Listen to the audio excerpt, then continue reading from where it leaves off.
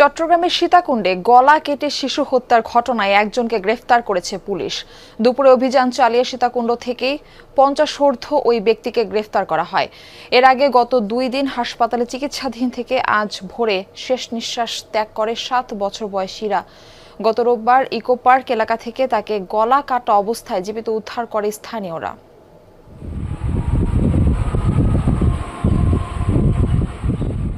সিসিটিভির ফুটেজে দেখা যাচ্ছে 7 বছর বয়সী ইরাকে নিয়ে ইকো পার্কে উঠছে 50 এক ব্যক্তি। পরে সীতাকুণ্ড ইকো পার্ক থেকে মুমূর্ষু অবস্থায় তাকে উদ্ধার করে স্থানীয়রা। ইরাকে শ্বাসনালী কাটা অবস্থায় জীবিত উদ্ধারের পর প্রথমে উপজেলা স্বাস্থ্য কমপ্লেক্সে এবং পরে ভর্তি করা হয় চট্টগ্রাম মেডিকেলে। 2 দফা কণ্ঠনালীতে অস্ত্রোপচার হলেও শেষ রক্ষা হয়নি। মঙ্গলবার ভোরে হাসপাতালের আইসিইউতে মৃত্যু হয় 2য় শ্রেণী পড়ুয়া ইরার।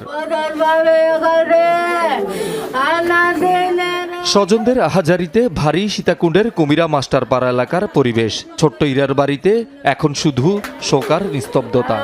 প্রথম ধাপের অপারেশনটা হয়েছিল, অপারেশনটা সাকসেসফুল হয়েছিল।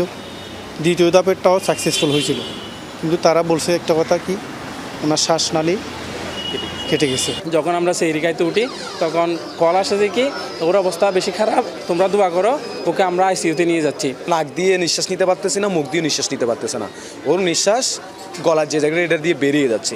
তৎক্ষণাৎ আরেকটি টিউবের ব্যবস্থা করতে বলা হয়। শিশুটিকে পাশবিক নির্যাতন করা হয়েছে কিনা তা নিশ্চিত হতে নমুনা সংগ্রহ করা হয়েছে। মাসখানেক পর রিপোর্ট আসলে নিশ্চিত হওয়া যাবে বলে জানায় কর্তৃপক্ষ। ডিএনএ টেস্ট আসা পর্যন্ত আমরা একটু অপেক্ষা করি। ডিএনএ টেস্ট আসলে আমরা কনফার্ম বলতে পারবো। এটা আসলে র্যাপের সাথে আমরা কনফার্ম করার জন্য যেটা প্রাইভেট পার্ট থেকে সোয়াব নেওয়া হয় ডিএনএ টেস্ট করার জন্য। ঘটনার দিন রোববার থানায় মামলা করে নিহতের পরিবার। দোষীদের দৃষ্টান্তমূলক শাস্তি দাবি স্বজনদের। একটা সুস্থ মস্তিষ্কের মানুষ আপনার 6 থেকে 7 বছরের বাচ্চার গলা জীবনে চুরি চালাতে পারবে না। প্রয়োজন আমরা থানা ঘেরাও করব, আমাদের বোনের বিচার হতেই হবে। আমাদের বোন লাশ দাফনের আগে আমাদের বোনের হত্যাকারীকে চিহ্নিত করতে হবে। ঘটনাটা অতি দ্রুত ভালো একটা তদন্ত করে আসামিকে গ্রেপ্তার করা হোক, মানে আমরা ফাঁসি চাই হোক।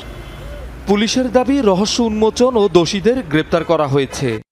ঘটনা ডিটেক্টেড, খুব শীঘ্রই আমরা একটা প্রেস ব্রিফিং করব। স্যার আসছেন, আমরা যখন প্রেস ব্রিফিং করব আপনাদেরকে জানাবো। একটু সময় দিবেন আমাদের। আচ্ছা, এমনিতে কি আটক বা গ্রেফতার আছে? জি জি, কিন্তু এই মুহূর্তে বলতে পারছি না। একটা প্রেস ব্রিফিং হবে, আপনাদেরকে সবকিছু জানানো হবে। শহীদুল সুমন, যমুনা নিউজ, চট্টগ্রাম।